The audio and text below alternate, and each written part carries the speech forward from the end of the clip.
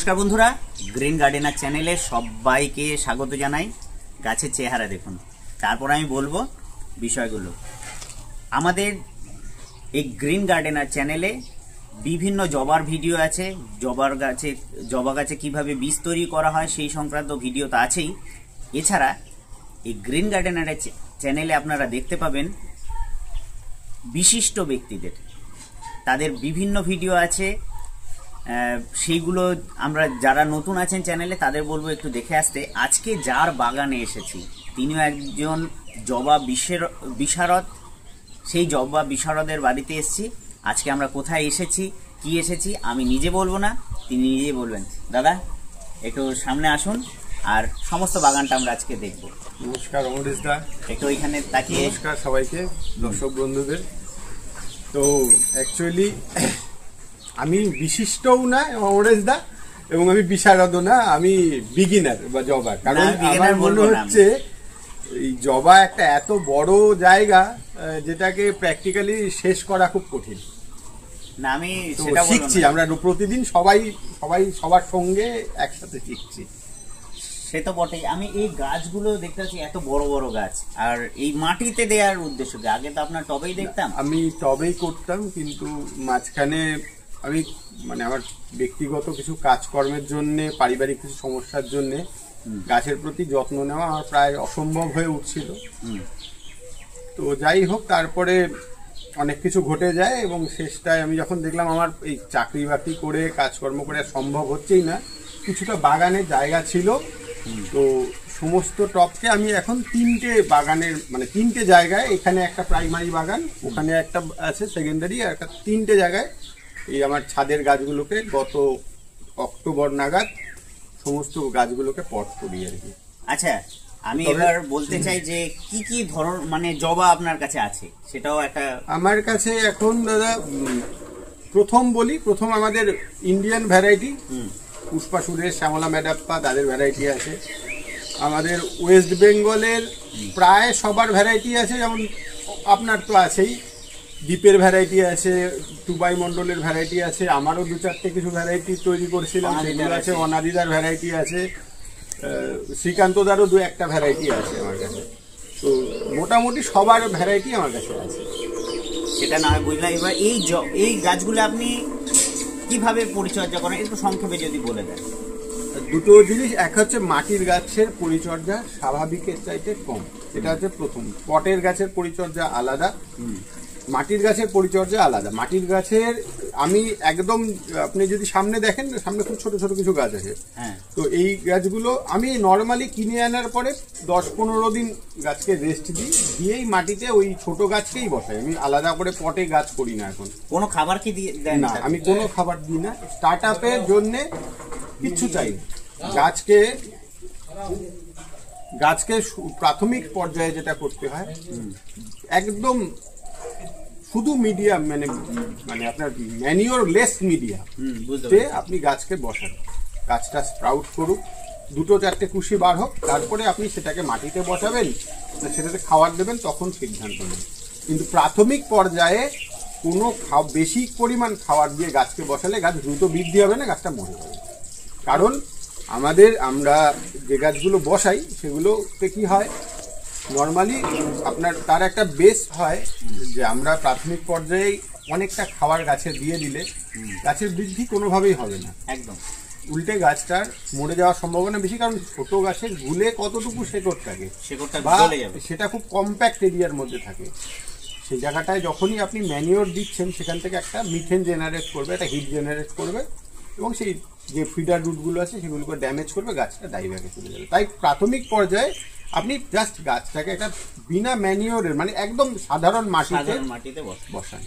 আর জবাতে শুধু জবা না, যে কোনো গাছেই একটা ওয়েল ড্রেন সয়েল চাই। সেটা আপনি কি করে তৈরি করবেন দাদা, এটা কিন্তু কেউ কাউকে শেখাতে পারবে না। একদম এক এক জায়গার মাটি এক এক রকম চরিত্রে। আমি প্রত্যেকটা ভিডিওতে সেই কথাই বলেছি যে উত্তরবঙ্গের মাটির সাথে যদি দক্ষিণবঙ্গের মাটি একদম এক করে দেন তাহলে কিন্তু ভুল হবে, কারণ ওইখানকার এঁটেল ভাব বেশি, আর এইখানে একদম সফট, কিচ্ছু নেই মাটিতে। বালির ভাগটা একদম জল ধরেই রাখে না, সব থেকে যেটা বড় ব্যাপার।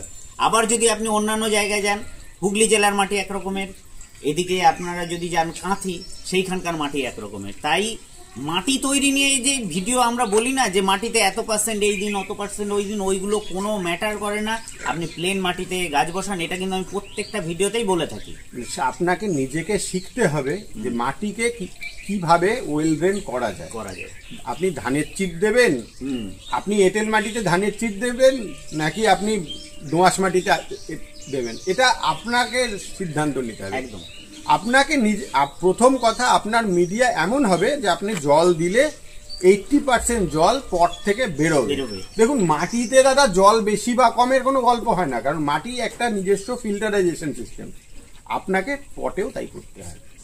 এবার আমি বলি যে এই যারা বিগিনার্স আছে, নতুন একদম, তারা কি কি ভ্যারাইটি দিয়ে শুরু করলে ভালো হয়? একটু কাছে আমি বলবো দাদা, বিগিনাররা সবসময় ইজি টু গ্রো ভ্যারাইটি দিয়ে শুরু করবে। ধরুন আপনার কাছে কিচ্ছু নেই, তাহলে আমি বলবো গৌতম ভৌমিক, ভ্যালেন্টাইন ডে, এই আপনার মরিয়া ফেয়ারি গিফট, মানে এগুলো হচ্ছে খুব সোজা গাছ। তারপরে ধরুন আমাদের বেঙ্গলের প্রায় বেশিরভাগ গাছই, যেমন ধরুন আপনার ক্ষেত্রে আমি বলবো ডেথ পোল, তারপরে আমাদের বিউটিফুল বেঙ্গল, দ্বীপের যেমন বলবো আমাদের করতে পারেন আমাদের বেঙ্গল সানরাইজ, খুব ইজি টু গ্রো গাছ। আমাদের ওই দুবাইয়ের কুম্ভ করতে পারেন, এবং এছাড়াও আপনার অনাদিদার এই গাছ তো পোকাতেও খায় না, এটা যে সবচেয়ে বড়, এটা বেঙ্গল ফেয়ারি গিফট, মানে পাতার সাইজ দেখুন বট পাতা, বাগনান ফেয়ারি গিফট, বট পাতার মতো, কত সুন্দর পাতা। মানে এবং এছাড়াও প্রচুর আননোন ভ্যারাইটি আছে, এখন তো নামে কাটছে সমস্ত কিছু, প্রচুর আননোন ভ্যারাইটি আছে যেগুলো অপূর্ব ফুল, তখনকার সময়ে সেগুলো রেজিস্ট্রেশন হয়নি, আপনারা সেগুলো দিয়ে শুরু করুন। আর সবচেয়ে যেটা আমার ব্যক্তিগত স্তরের আপনাদের কাছে যেটা আর্জি, সেটা হলো আপনারা কখনোই নামের পেছনে ছুটবেন না, রঙের পেছনে ছুটবেন না। ব্ল্যাক মোচি খুব সুন্দর ফুল, খুব দেখে মনে হয় ক্যামেরার ফটোতে খুব অপূর্ব সব ফুল, কিন্তু প্র্যাকটিক্যালি সে গাছ মেনটেন করা প্রায় দুঃসাধ্য। একদম, গাছ মরবে না কিন্তু গাছ বাড়বেও না। আর ফুল এইরকম প্রচুর ভ্যারাইটি আছে, উদাহরণ দিয়ে বলা যেতে পারে, যে গাছ বিগিনারদের জন্য নয়, আপনারা নেবেন না। আপনারা শুধু রং দেখছেন, ফুলের আকৃতি দেখছেন, দেখে ছুটছেন, এগুলো সমস্ত গাছ আপনাদের জন্য না। আমরা যারা দীর্ঘদিন ধরে গাছ করছেন, যারা একটু হার্ড ভ্যারাইটি নিয়ে কাজ করেন, সেই গাছগুলো তাদের। Foxy lady, one foxy lady বলে একটা ভ্যারাইটি আজকাল খুব এসছে, আমরা জানি। ওয়ান ফক্সি লেডি আপনি করে দেখুন তো, সেটাই 14 মাস একটা সাধারণ বাগানিকে দিলে 12 মাসও গাছটা টিকবে না, কিন্তু কতগুলো টাকা ইনভেস্টমেন্ট তার জন্য। এবার আমি অন্য প্রসঙ্গে আসি, যারা এই যে আমাদের ভ্যারাইটি, বেঙ্গল ভ্যারাইটি, এইগুলো সব নার্সারিতে পাওয়া যায় না, আমরা দেখেছি। অনেকেই বলেন যে এইখানে পাচ্ছি না, তো কার সাথে যোগাযোগ করব? এবার হিবিস্কাস ফর ইউর একটা পেজ আছে আমরা জানি, এবং হিবিস্কাস ফর ইউর একটা ফেসবুক গ্রুপও আছে। সেই গ্রুপে আপনারা যারা এখনো যোগ দেননি তারা অবশ্যই যোগ দেবেন। এইবার আমি আসি হিবিস্কাস ফর ইউর এই থেকে যে সমস্ত গাছ তারা সেল করে থাকেন, কেন এই সেল অর্থ অন্য, মানে এক একটা বাগানি কি করেন যে যান নার্সারিতে গাছ নিয়ে চলে আসেন, সেই গাছ কতটা কি সাস্টেন করে সেটা আমরা বুঝতে পারি না। তো এই গাছগুলো কিভাবে আমরা পাবো, কোথা থেকে পাবো, সেগুলো আমরা দাদার থেকে একটু জেনে নেব। আমাদের অ্যাকচুয়ালি আমার জার্নিটা আগে বলি, তাহলে বুঝতে সুবিধা হবে। আমি ব্যক্তিগত স্তরে জানেন নিশ্চয়ই, আমি একজন ইঞ্জিনিয়ার। হ্যাঁ, তো এই জার্নি শুরু হয় আকাশবাণী। তো অ্যাকচুয়ালি আমার নর্থ বেঙ্গলে বাড়ি। নর্থ বেঙ্গলে ট্রপিক্যালের খুব একটা ইসে নেই, মানে আপনার এনভায়রনমেন্ট নেই। মানে এনভায়রনমেন্ট বলতে এনভায়রনমেন্ট আছে কিন্তু গাছ নেই। আমার 2019 থেকে জার্নি শুরু হয় ট্রপিক্যাল নিয়ে খোঁজার।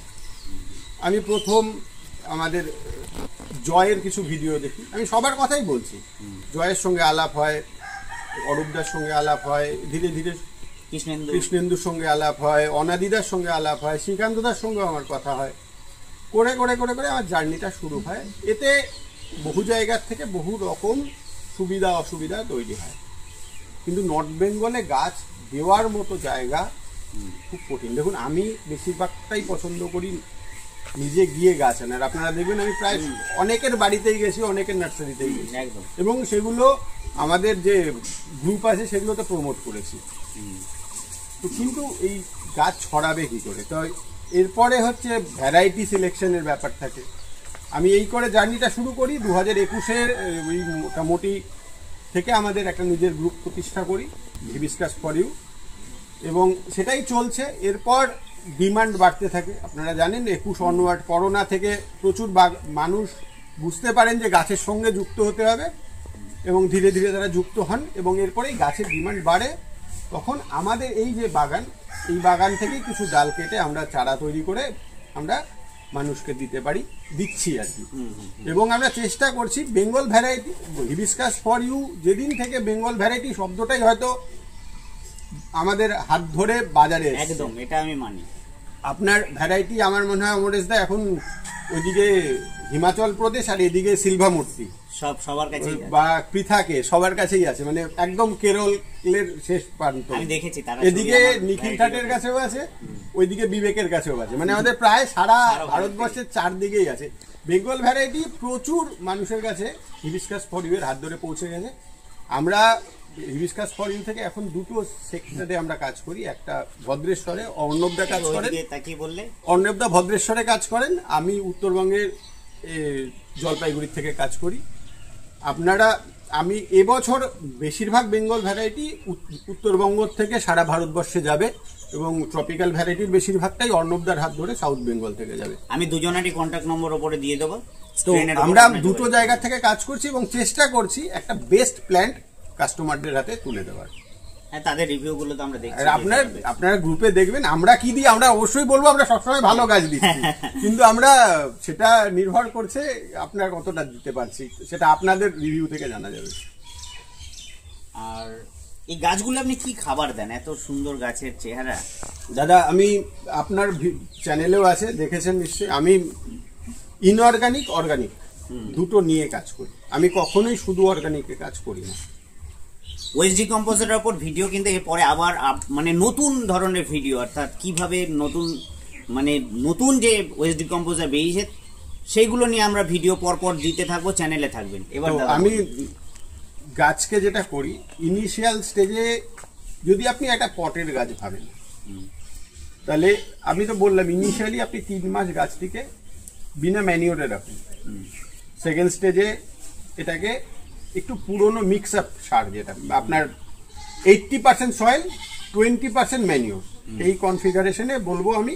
এবার সেটার সঙ্গে আপনি কি মেশাবেন, আমি বারবার বলছি আপনি পটে জল দিন, 90% জল ড্রেন যতক্ষণ না হবে বুঝবেন আপনার মিডিয়া তৈরি হয়। এটা হচ্ছে থামরুল ফান্ডা। এবার আপনি চেষ্টা করুন যে এই মিডিয়াটা তৈরি হওয়ার পরে 3 মাস পরে গাছটাকে পট করা, রুটটাকে ডেভেলপ করুন। দেখুন, রুট ডেভেলপমেন্টের জন্য ডিএপি দিই আমরা, কিন্তু ডিএপির বেশি বা কম হলে যেটা হবে, ফসফরাসের আধিক্য হলে গাছ পুড়ে যাবে, গাছের রুট ড্যামেজ হয়ে যাবে। এই জন্য যেটা সবচেয়ে সোজা হতে পারে সেটা আপনি রেডিমেডে র্যালিগোল্ড দিতে পারেন, ধ্রুবিগোল্ড দিতে পারেন, যেগুলোতে এই আপনার ট্রাইকোড আপনার ভ্যাম আছে, মানে আপনার আপনার মাইক্রোরাইজা এবং ইসে আছে, এটা দিতে পারেন। এটা হচ্ছে রুটের ডেভেলপমেন্ট করাবে, প্লাস আপনার রুট টু ফুড কানেক্টিভিটিটা তৈরি করবে। আর একটা জিনিস হতে পারে, সেটা হচ্ছে আপনাকে গাছের সুস্থতার দিকে নজর দিতে হবে। আচ্ছা দাদা, এই গাছগুলোর আপনি পরিচর্যা কিভাবে করেন? দেখুন দাদা, অ্যাকচুয়ালি গাছের পরিচর্যা করতে গেলে গাছের একটা বেসিক জায়গা বুঝতে হবে। গাছের খাদ্যর মধ্যে দুটো ভাগ, একটা মাইক্রো, একটা ম্যাক্রো। ম্যাক্রোতে 3টে জিনিস, ইউরিয়া মানে নাইট্রোজেন, ফসফেট, পটাশ, এনপিকে প্রধান খাদ্য, এর সঙ্গে ক্যালসিয়াম, জিঙ্ক, বোরন, এই একটা পার্ট গেল মানে উপখাদ্য, আর এর সঙ্গে মাইক্রোনিউট্রিয়েন্ট, আয়রন, মলিবডেনাম, 16-17টার আছে। এটা আপনি কি সোর্সে দেবেন, দুভাবে দিতে পারেন, একটা অর্গানিক, একটা ইনঅর্গানিক। আমি দুটো পদ্ধতি নিয়েই কাজ করি, অর্গানিকেও কাজ করি, তার সঙ্গে যখন দরকার পড়ে ইনঅর্গানিকও ব্যবহার করি। আচ্ছা, অর্গানিকটা চ্যানেলে ভিডিও আমি দেবো, যে কিভাবে দাদা অর্গানিক খাবার তৈরি করছেন, সেটাও দেখবেন কিন্তু চ্যানেলে। তো এবার যেটা ঘটনা দাদা, এই ইনঅর্গানিকটা আমরা তখনই দিই যখন অ্যাজ পার রিকোয়ারমেন্ট। দেখুন আমার বাগানে প্রচুর এখন ল্যাদা পোকার উপদ্রব হচ্ছে, আমি জানি নিম তেলে এখন দিলে কাজ হবে না। নিম তেল যেটা করে, নিম তেল কোনো পেস্টিসাইড না, নিম তেল হচ্ছে একটা গাছের পাতা বা ফল বা ফুলকে অখাদ্য করে তোলে। অখাদ্য জিনিসটা পোকাতেও খায় না, এই জন্য নিম তেল দেওয়া হয়। নিম তেল দিয়ে কাজ হবে না, আমি এখন এটার জন্য এই এবাম্যাক্টিন, বেনজয়েড বা এই গ্রুপের যে ওষুধগুলো আছে সেগুলো দেবো। আচ্ছা, রোগ পোকা নিয়ে পরের পার্টে। তো এবার ঘটনা হচ্ছে এই যে গাছটা যখন তৈরি হয়, আমি ইনিশিয়ালি আগেও বললাম যে আমি একটা গাছকে খুব সিম্পলি 3 মাস বিনা ফুডে রাখি। তারপর যখন তার থেকে স্প্রাউটিং শুরু হয় তখন সেটাকে মাটিতে বসাই বা পটে বসাই। পটের জন্য একটা ওয়েল ড্রেন সয়েল দরকার, সেটা আপনাকেই তৈরি করতে হবে, এটা কেউ বলে দিলে হবে না। যেটা আগেও বলা হলো, ওই ওয়েল ড্রেন সয়েলে আপনারা বসান। সেটা কি করে করবেন, আমি যে একদম থাম্ব রুল টেকনোলজি হচ্ছে, মাটি তৈরি করুন, মাটি তৈরি করেই গাছ বসালে ফুল দেবে না পরের দিন। আপনি মাটি তৈরি করুন, গাছটাকে বসান, বা না বসিয়ে আগে একদিন জল দিন, 2 দিন জল দিন, দেখুন জল কতটা ড্রেন হচ্ছে। তারপরে যদি জল 70%, 80%, 90% জল ড্রেন হয়ে যায় পট থেকে, বুঝবেন আপনার মাটি প্রপার আছে। যদি না হয়, বুঝবেন আপনার মাটিতে ক্লে তৈরি হবে। ক্লে তৈরি হলে রুট ড্যামেজ হবে। হয়ে গেল, মাটিতে গাছ বসালেন, প্রথম 1 মাস কোনো খাবার দেবেন না, গাছকে মাটিটা সম্বন্ধে ইউজ টু হতে দিন। যদি গাছ ইউজ টু হয়, দেখবেন স্প্রাউটিং শুরু হবে। যদি না হয়, গাছ চুপ করে বসে থাকবে, গাছ হলুদ হবে, পাতা পড়ে যাবে। হয়ে গেল, এবার আপনি ওকে মিনিমাম খাবার দিন, 2-4টে করে অল্প অল্প অল্প অল্প। আপনি তার সঙ্গে অলরেডি তো যখন মিডিয়া তৈরি করেছেন কিছু খাবার দেওয়া আছে। এবার যতক্ষণ না স্প্রাউটিং হচ্ছে, আলাদা করে যারা কেমিক্যালে গাছ করেন, কোনো কেমিক্যাল দেবেন না। যখন কেমিক্যাল তখনই দেবেন। কতটা দেবেন, যতটুকু দেওয়ার ইচ্ছা তার হাত। আপনার যদি 5খানা ডিএপি দেওয়ার ইচ্ছা হয়, আপনি 2টো দিন বা 3টে দানা দিন। খুব সোজা ফান্ডা হচ্ছে, আপনার যত ইঞ্চি পট তত দানা খাওয়ার দিন। মানে 8 ইঞ্চি হলে 8 দানা। 8 দানা, এটা হচ্ছে সোজা সাপটা সিস্টেম। কিন্তু আমাদের তো 8 দানায় মন ভরে না, আমরা বেশি করে দিই, গাছ ড্যামেজ হয়। রুট ড্যামেজ হলে গাছ ধরে। দেখুন গাছের পাতা সূর্যের আলোকে খাবারটাকে প্রসেস করে, কিন্তু খাবারটাকে কোত্থেকে তুলবে? রুট থেকে তো ফুড আপটেক হবে না, মাটি থেকে। এবার আপনি সিন্ডারে করুন, আপনি কোকোপিটে করুন, যাতেই করুন, আপনি খাবার কোথায় দিচ্ছেন? পাতার সঙ্গে সঙ্গে গোড়াতেও দিচ্ছেন, গোড়া থেকে খাবারটা উঠছে, তাহলে ওটা দিয়ে প্রসেস হবে। এর সঙ্গে আমি কি দিই, আমি চেষ্টা করি যাতে কম কেমিক্যাল ইউজ করতে হয়। তার জন্য আমি WDC ব্যবহার করি। আপনার চ্যানেলেও আমার ভিডিও দেওয়া আছে, নতুন করে একটা আনছি, একদম লেটেস্ট WDC ব্যবহার করি। আমি রুটের ডেভেলপমেন্টের জন্য ভ্যাম ব্যবহার করি, যেটাকে আমরা মাইক্রোরাইজা বলি।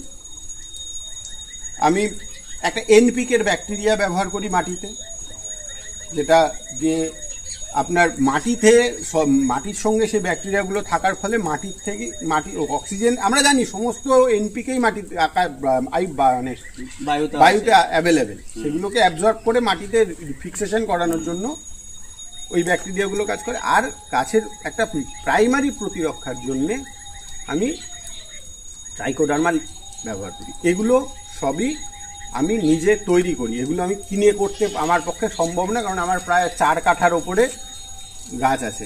আমি সেটা নিয়ে পরে ভিডিও আনবো। তো এইগুলো আমি যে জলটা দিই গাছে, তার সঙ্গে আমি এগুলোকে একসাথে মিক্স করে দিই। এটা একটা পার্টিকুলার রেশিও আছে, সেই রেশিওতে এই মাটিতে একবারে অ্যাপ্লিকেশন হয়। আর তার সঙ্গে আমি কিছু জিনিস দিই, যেটা বললে লোকে বলবে আমি মিথ্যে বলছি, আসলে ঘটনা তা না। আমি আমার পাশের বাড়ির একটা মানে গোয়াল আছে, তার যে কাউ ইউরিনটা জমা হয়, সেটা আমি ডাইরেক্ট মাটিতে অ্যাপ্লাই করি। এইটুকু আমি করি, আর কিছু করি না। আর যেমন অনেকে বলে যে ইউরিন গাছে দিলে গাছ জ্বলে মরে যায়, হয় না। আমি ডাইরেক্ট অ্যাপ্লিকেশন করে দেখেছি, আপনারা যা দেখেন। তবে তার সাথে আপনি ওয়েস্ট ডিকম্পোজার এইসব তো মেশান। হ্যাঁ, এগুলো মেশাই। ওইগুলো না মেশালে কিন্তু গাছ জ্বলে যেতে পারে, সেটার ব্যাপার তাই। আর সবচেয়ে বড় কতটা ব্যাকটেরিয়া গুলো অ্যাক্টিভ সেটাই বোঝা যায় যে ওই ইউরিনটাকে ভেঙে ওরা কনভার্ট করছে খাবারে। তার মানে কতটা উন্নত সেই জিনিসটা, সেটা নিয়ে ভিডিও আসবে চ্যানেলে। তো এইগুলো আমি অ্যাপ্লাই করি, এখন এই অবস্থায় আছে। তবে একটা জিনিস বুঝতে হবে, কখন কি দেব, কখন কি দেব না। ফোলিয়েজ স্টেজে একরকম হবে, ফ্লাওয়ারিং স্টেজে একরকম হবে, খাওয়ার ফ্রুটিং স্টেজে একরকম হবে। এই 3টে স্টেজ বুঝে বুঝে যদি আমরা কাজ করি, তাহলেই দেখবো আমাদের গাছ ভালো হবে। দেখুন আমার এখানে, আপনাদের ওখানে যখন খুব পিক ফ্লাওয়ার থাকে, নর্থ বেঙ্গলে তখন খুব একটা জবা ফোটে না। জবা ফোটে না, প্রচন্ড এটা ঠান্ডা পড়ে। আপনারা দেখবেন, আপনারা যখন ভোরে ভোরে ফুলের ছবি দেন দাদা, আমার তখন ফুল ফোটে না। আমার ফুল ফুটবে ফেব্রুয়ারির এন্ডে একটা ব্লক, এপ্রিলের পরে আর একটা। এই যে এখন কুড়ি এখন আসছে। আমার গাছ কড়িতে ভরে আছে, এগুলো সব ধীরে ধীরে ফ্লাওয়ারিং এ আসবে। তো আজকের মতো এইটুকুই। তো সকলেই ভালো থাকবেন এবং সুস্থ থাকবেন। এরপরে পরপর ভিডিও আসছে চ্যানেলে, অবশ্যই কিন্তু থাকবেন, না দেখলে কিন্তু অনেক কিছু মিস করবেন। তো আজকের মতো এইটুকুই।